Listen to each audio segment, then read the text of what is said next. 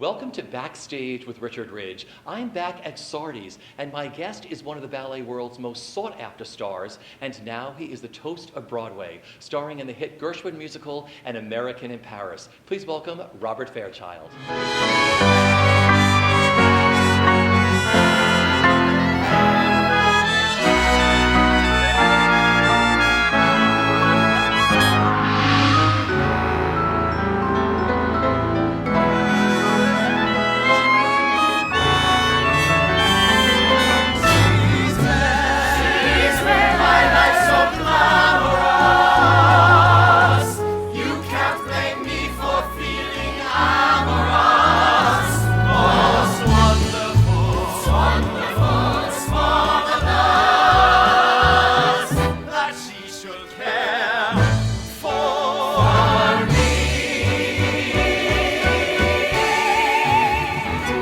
Hey there! How's it going? How you doing? I'm really well, thank you. All right, you are giving one of the most exciting performances that I have ever seen on Broadway. That's very sweet. And I've been going to the theater since I've been like 11 years old. Oh, thank you. Yeah.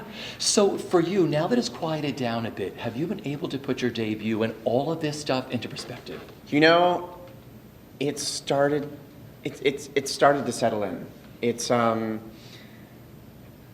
I get chills every night thinking that I'm walking up the stairs to go to the stage to be in a Broadway show. And what's been really cool is I've gotten to see some shows lately, and being back in the audience and going to a Broadway show is one of the most magical experiences you can have as an audience member. And then it puts what we do into such perspective, and it's really just the coolest time in my life. Because it's been a whirlwind for you, because I remember meeting you the first time in the rehearsal room. Do you remember when I was like, I don't know what I'm doing? And then you went to Paris. Yes. I mean, previewing in Paris, what was that like for you? Magical. Yeah. It was truly an incredible experience. The only thing that I wish I had was my wife there with me. That was the only downside to that incredibly magical time where we all didn't know if what we were doing was going to be successful, or if people were going to get it, or if it was too much dance. If it was, we all had so many hopes and dreams built into the show, and I think everybody took a risk. And I think that's what really paid off, is when you take risks in a show like this, and not just do, you could go home and watch the movie and just press play. But to give an actual stage version of what they did back then is really incredible. And being in Paris, as an American in Paris, was some of the best research you could ever do as an actor. And it's cool because what Bob Crowley and what they did with the sets and the projections is mind-boggling. And I truly feel like when I look at the set, when I'm sketching something at the very beginning, like I see where I've been there. And it's such a really real experience, and it's just cool to pretend to go to Paris every night. Yeah, because so much happened to you. I mean, you went to Paris, you came here, you opened, you became this big hit. Then awards season hit right away for you guys, and you got caught in all of that. That was so crazy. I've never experienced anything like that in my life. Because that's not like that in the ballet world, is there? No, you go, the most, there's some awards, but it's competitions. You go to competitions, you perform. And I think the only award show that I know of for dance is like the Bessies in New York. And so it's just, dance it doesn't have that component. The biggest thing you can get is promoted in your company, or a great review in the Times. That's when you know you're really doing well. Do you know what I mean? And something like a Tony nomination, that's like beyond what I ever thought would be possible. I just wanted to try and see if I could do this, and this has been like the most amazing reward I've ever had. So.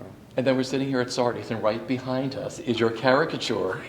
I mean, how cool was that day? You want to know what was the most amazing thing through all of this is the people that are there with you to experience these things. I mean, this is unbelievable. My mom and dad came to town, and we had lunch here, and we saw my picture, and the most amazing thing was how many people from the cast came. And, you know, there are people who've done Broadway shows for years, and they don't have a caricature, and there's no bitterness, there's just love and support, and it's like everybody has their own journey, everybody has their own timing for these things. But to have that kind of support from everybody in the cast was really, really meant a lot, because we've cultivated this family, and something like this is only heightened and, you know, made even more special by those who are around to celebrate with. I want to talk about Gene Kelly, you mentioned. Let's go back to the beginning before we talk about anything else. I mean, yes. He was your idol and is your idol. Tell me how he has influenced your life and your career. So, my parents found this essay that I wrote in 4th grade. They were like going through the basement, digging up papers, and they stumbled upon this thing that was called My Special Place. And apparently you were supposed to pick, you know, your special place and write about it. So I said, my special place is on Broadway. I want to be on Broadway because Gene Kelly's on Broadway, and he's a dancer just like me, and I think it'd be so much fun. And like in my 4th grade handwriting. And to have that like on paper, like that was a dream I had. And that was dormant for a long time because I've been in the New York City Ballet. Had I not been in the New York City Ballet, I wouldn't have been right for this part, and it's just so cool to see how the puzzles connect, the puzzle pieces connect. Yeah. Is it mind-blowing that you're now playing his role on stage that he made famous on film? Yeah. I mean, what would be crazy is if I was dancing his actual steps. Do you know what I mean? There are moments where I try and channel him, but you know, it's also nice at the same time that I don't have to be completely compared to him. So it's nice that I'm not doing his same steps, but to get to pay tribute to him and homage to the inspiration that he was to me, in my own way, I don't think that, you know, if someone was ever doing a role that I had originated, even in the ballet, you know, and you go to see them perform, I wouldn't want them to just do what I did. I'd want them to take the next steps, push it further, you know, because art has to be relevant. Art has to kept being pushed to the forefront, and if you just do what someone else did a while ago, you're not being truthful to the process and to where you are. So it's nice that I don't have that strong comparison doing the same steps, but to get to pay tribute every once in a while. Well, I was going to ask you, I mean, let's talk about Christopher. Christopher Wheeldon is one of the finest director choreographers working, hands down. Yeah, he's amazing. And you two have this perfect synergy. Why do you think you two work so well together? We have the same language. He danced with the New York City Ballet. He choreographed on me at the New York City Ballet. It's a family there, and you speak your own language. It's a work schedule like none other. You know, Broadway is so hard. 10 out of 12s when you're teching a show is so hard, and the 8-show week is so hard. But you know, at New York City Ballet, it's just as equally hard. It's not maybe as many shows, but it's 10 times more rehearsal and whatnot. When you've had that same life, there's a bond there that you can't really explain. It's something that's just you've experienced, and so we have the same language, and I know exactly what he means, and know exactly. And what was cool is to get to. We were both. He was directing for the first time. I was opening my mouth for the first time, and so we were really learning together, and it was really cool to see how we were growing in how we vocalized, you know, corrections or suggestions, and from him to me, and how I take, you know, the thoughts that are in his head, and try and emulate them with my body, with my voice, with my actions, with my. Because you always knew you could dance. At what point did you realize you could also sing and act? I felt like my strongest suit as a dancer was telling a story. I know that there are tens of thousands more dancers that are more perfect for ballet than I am. But there was a niche that I had in the New York City Ballet there, and it was connecting with the audience and telling a story. And what better way to, as an artist, you always want to find ways to push yourself and grow. And what better way to tell a story but with your voice, Which is really, really cool. Okay. How much, did you work with a vocal coach? Did you work with an acting coach? I mean, I know Christopher came to you one day and said, "Can you sing?" Right? You said, "Yeah, I think so." Yeah, well, even then, I was, any dancer is a perfectionist. So I'm not going to go into an audition just blind. I'm going to do my due diligence and make sure that, I give myself the best shot I can have. So I worked with some really great people, and it was enough for them to see something in me, and we cultivated it. Some amazing geniuses in their own craft, really spectacular people. So I'm so lucky to have gotten to work with those people.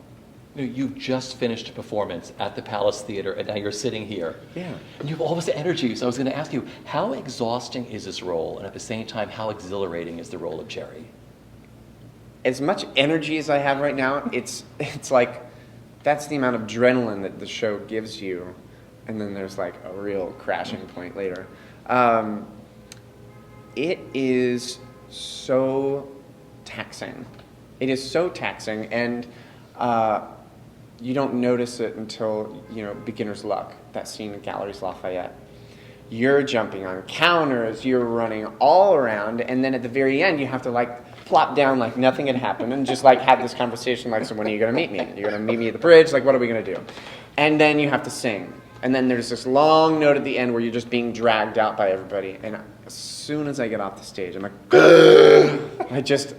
there's nothing left of me, and then I lay down on the floor and I pass out. Not pass out, but I try and conserve my energy. Breath. Yeah, legs are up, trying to get the blood back to my lungs and whatnot.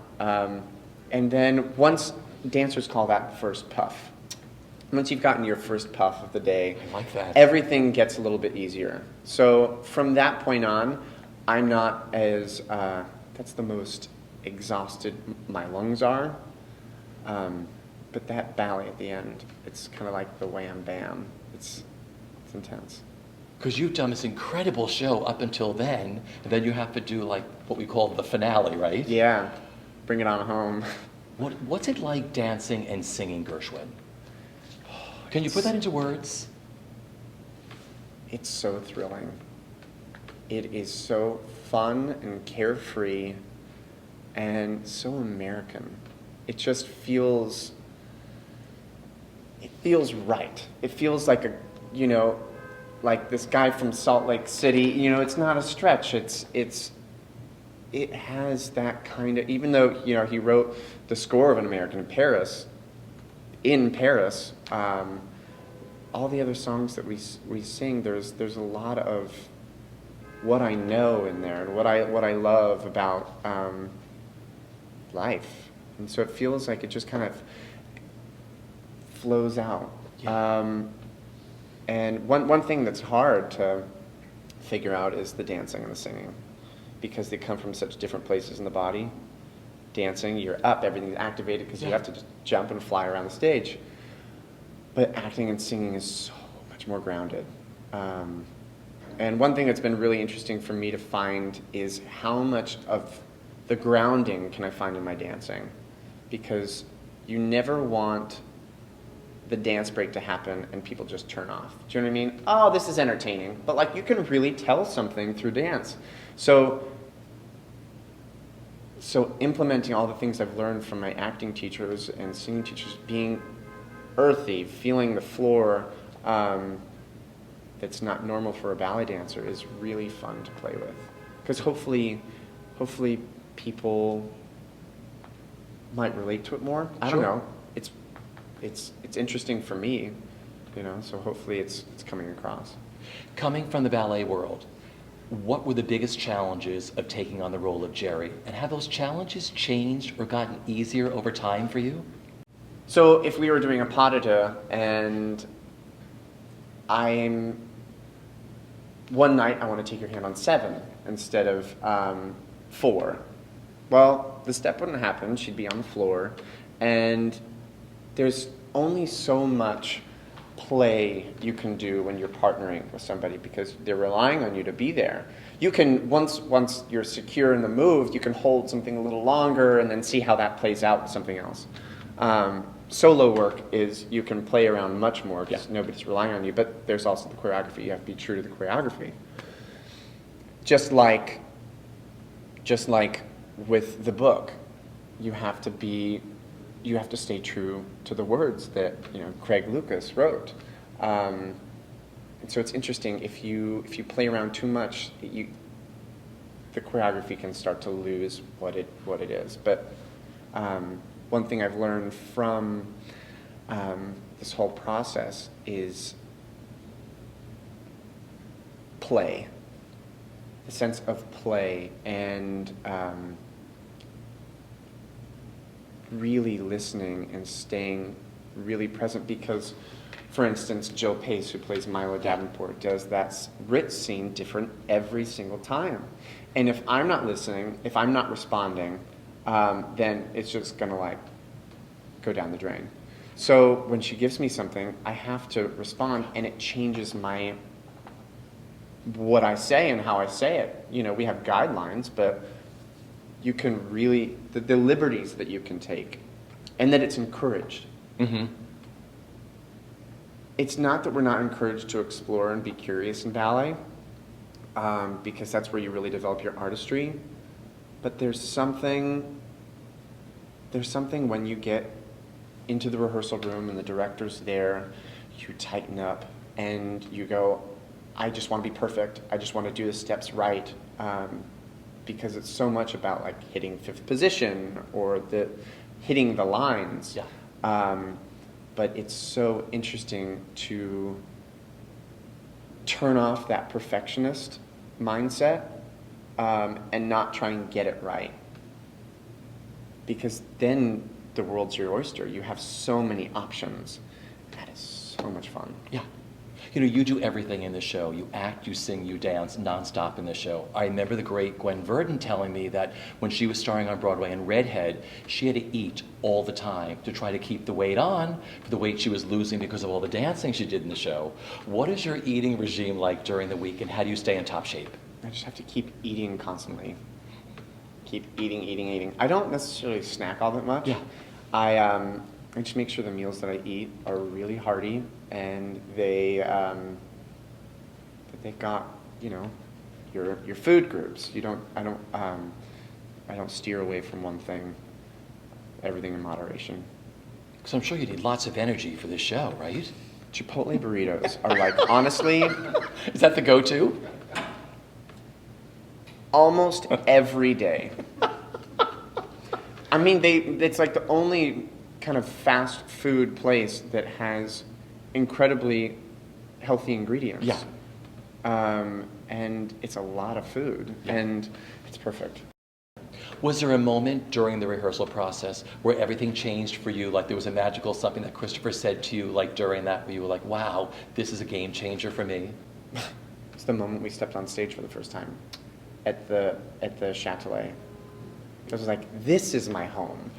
I get the stage because there's an orchestra pit, there's an audience, and I know how to feel free here. And give myself the liberties. You don't have someone sitting right here in studio light, it's bright, you can see the reactions, it's really intimidating. And so to do something for the first time like this with microscopes, just it's, I never felt free enough to make the choices I wanted to. Yeah. And so the moment we got on stage at the Châtelet, I felt this. It felt right. Yeah. And now I know, when I go into the studio again, to just pretend like I'm on stage. It's there's something about, and I don't know why it didn't translate, but as a dancer, I feel more free almost in the studio than I do on stage, because you give yourself the liberty to fall. You give yourself the liberty to make mistakes, even though I've fallen in the show before, and it's kind of my favorite because it's so split second, but I'm like, how the hell am I down here right now on the ground? And what am I gonna do to make it look like it was the choreography? Do you know what I mean? Because that's one thing that I've always tried to make sure of, is that no matter what happens, if it's a mistake or not, don't show the audience. They can't know. And if they don't see it on your face, if they don't see it by like a huge mess up, then you did your job. You know, you're putting on a show. They don't want to see someone screw up. And so you've had some already in the show? Oh yeah, there's this moment at the end of the first half, and it's this turn where my body's off balance, and I'm trying to find it. And I found it really well in Paris because we were on a rake stage. Somehow, the way my body lined up for this move, it was like 100% without fail, I knew what was going to happen. For some reason, now that we're on a flat stage, I'm still thinking of putting my body in the angle to not fall on a rake stage. So twice I've fallen on this one moment. And I just roll to the floor and I get up and I do something, but everybody backstage is laughing at me. I want to go to growing up. You originally were into what? Tap, jazz, and hip hop dancing? Yeah. I started, you're going to laugh. So I started tap dancing because I think that's the best way for especially guys to get into dance, because you're making noise with your feet. And you're dancing to popular music. So I just started in tap, then I did jazz and ballet, probably because it was cheaper as the package deal, you know. And then when I got 12, I went to a different studio. I got really serious about ballet. I went to like a ballet, really strong ballet school. Then I decided, no, I want to be a little more free. So I decided to go to this place that did like jazz competitions. And do you know Joe Lantieri? I know. New York City Dance Lions, all that stuff. So much fun. And in Utah, they didn't call it hip hop because that was a little risque. So they called it urban funk. Isn't that amazing? And the teacher was fantastic. I love him. We still are in contact to this day, but that just made me always laugh so hard. So what got you from urban funk into ballet? My sister. Yeah.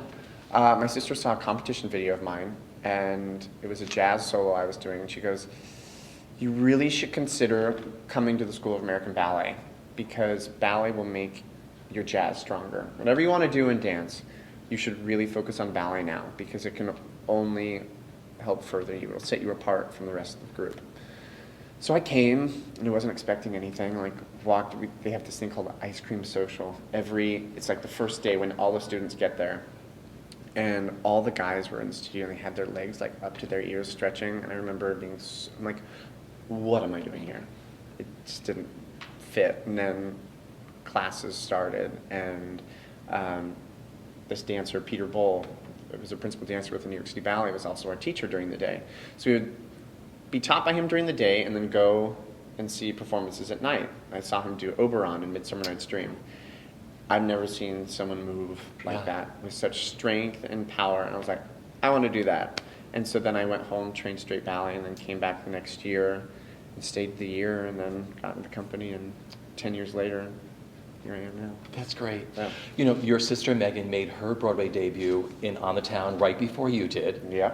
And then your wife Tyler did Little Dancer, which I went down to Washington to see. Brilliant. Did you love it? I loved it. Totally loved it. It's amazing. And then she went back into On the Town for a little while. Yes. Right? So what was it like having all the Fairchilds working on stage? We were like, what is going on with the universe? It felt really strange. But something that was really sweet is I followed Megan into ballet. Yeah.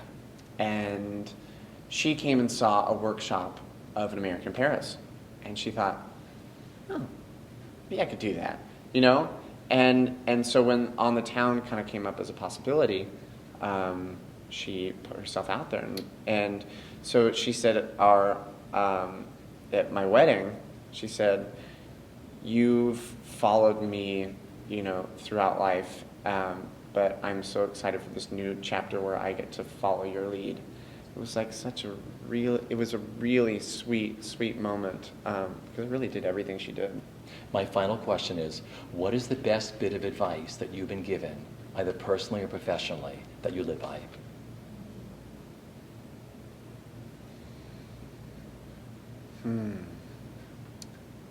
Don't compare yourself to others, but use the gifts that they have to inspire you to be the best version of yourself. That's great advice. Because you can, there's healthy competition and there's Sure. competition that destroys you.